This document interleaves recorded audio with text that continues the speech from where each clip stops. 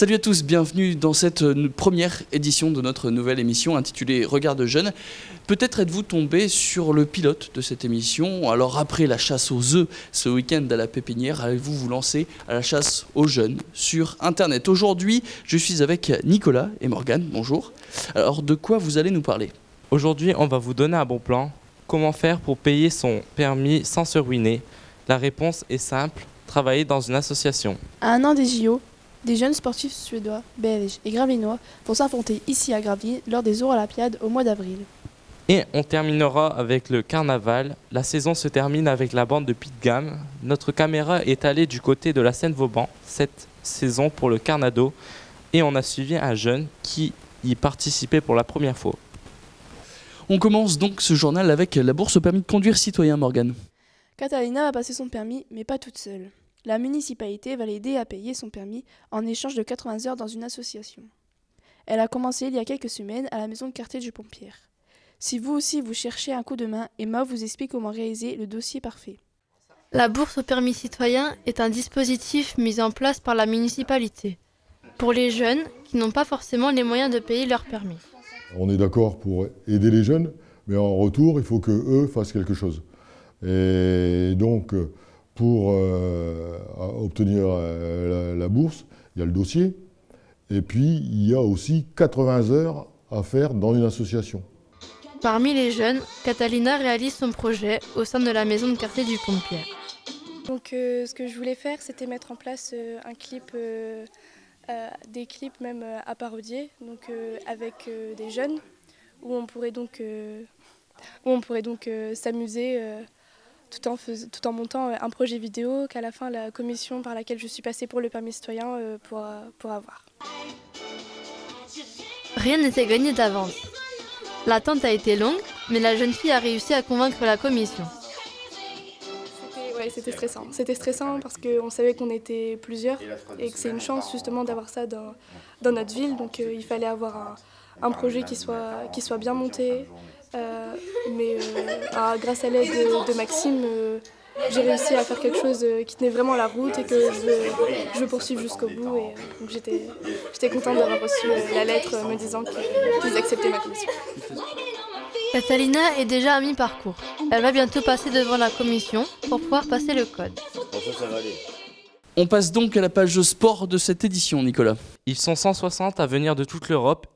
Ce sont des collégiens anglais, belges ou encore finlandais. C'est eux qui feront les Eurolympiades en fin avril. Les Eurolympiades, c'est un challenge sportif avec plusieurs disciplines comme le foot ou encore le saut en longueur.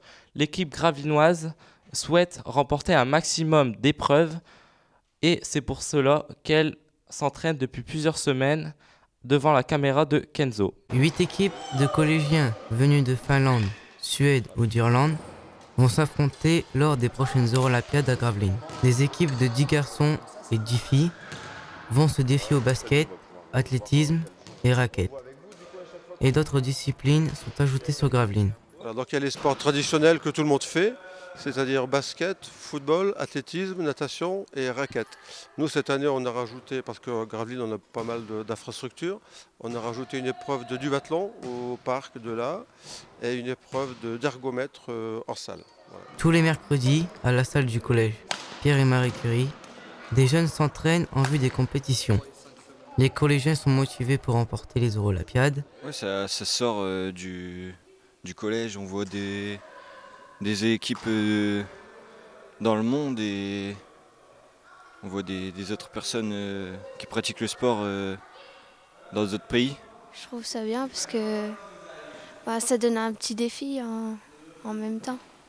Je fais du foot, du basket, après je fais le 400 mètres sur la piste et voilà.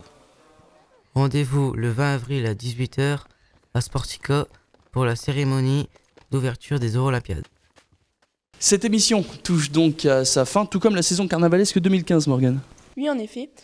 On va parler d'un bal connu par les jeunes, le Carnado. Cette année, 700 jeunes y étaient présents. Parmi ceux-là, nous avons suivi Lenny, un jeune collégien qui a participé pour la première fois. Un reportage de Marie. Lui, c'est Lenny. Il a 11 ans. Et pour la première fois, il va participer au Carnado. À quelques heures d'aller à l'Arsenal, il a hâte d'y être et il sait à quoi s'attendre. Une grande fête où il y a que des ados, aucun adulte et aucun enfant. En fait, j'ai vraiment envie d'y aller parce que déjà on peut faire ce qu'on veut, sauf, je veux dire, pas vraiment tout ce qu'on veut, mais on pourra faire à la fête, on revient à minuit, le paradis quoi. Le carnaval, Lenny, ça le connaît. J'ai déjà participé à un grand chahut. C'est dur. Il y en a un trop, non?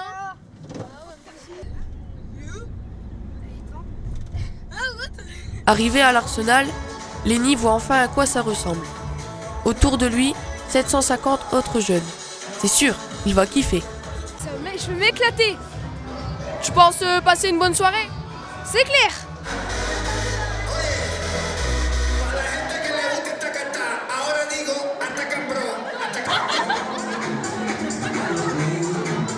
Lenny passe sa soirée à remplir des questionnaires, gagner des lots et à courir après ses amis. Pas vraiment ce qu'on a l'habitude de voir lors des balles de carnaval. Quoi, tu danses pas? J'aime pas danser et je sais pas danser. Sa soirée va se terminer vers 11h30. Une soirée où il se sera bien dépensé, lui et ses amis. Une chose est sûre, c'est que maintenant qu'il a goûté au carnado, il a déjà envie d'y retourner. Est-ce que tu referas l'année prochaine? Oui, je ferai toutes les années. Et juste avant de se quitter, un petit instant dossier. Peut-être vous souvenez-vous, vous aussi, de vos premiers déguisements de carnaval. Eh bien, voici celui de Marie, notre reporter du jour. Voilà, c'est la fin de cette édition. Merci à tous de l'avoir suivi. Merci à nos 3 journalistes du jour, Kenzo, Marie et Emma. Merci à la technique, à Jason et à Emma. Merci à vous deux, Morgane, Nicolas. On se retrouve très rapidement pour une nouvelle émission. Très bonne soirée à tous.